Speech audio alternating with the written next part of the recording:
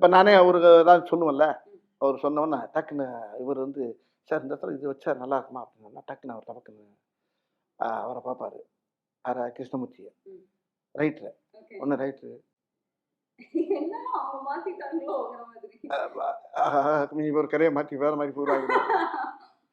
ஒரு பீதியா இருக்கும். ஒன்று இவர் ரைட் சொல்லுவார். அது வேணுமா? அது வேணுமா? ஏன்னா அவர் கதையில் ஆனால் அது சேரும் அது. அந்த அந்த டைலாக் சேரும்.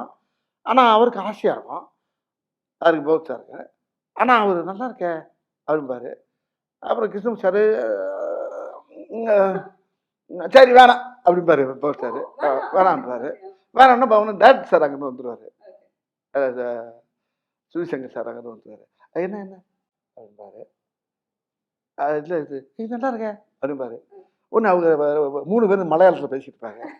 நான் ஒரு ஆள் மட்டும் இந்த திக்கு தெரியாமல், திசை தெரியாமல், பாசை தெரியாமல் அப்படியே நின்றுக்கிட்டே இருக்கேன். இது என்ன பாப்பா என்ன பேசுகிறாங்க? பேசாமல் வீட்டுக்கு அனுப்பிடலாங்கிறாங்களா? என்ன பேசு 3 பேரும் மலையாளத்தை பேசிகிட்டே இருப்பாங்க. நான் அதான் சொல்லலை, தினம் மலையாள ஷூட்டிங் போயிட்டு வந்த மாதிரியே இருக்கும். ஆமாம். அப்புறம் அவங்க எவ்வளோ கிருஷ்ணன் சார் பதறுவார்.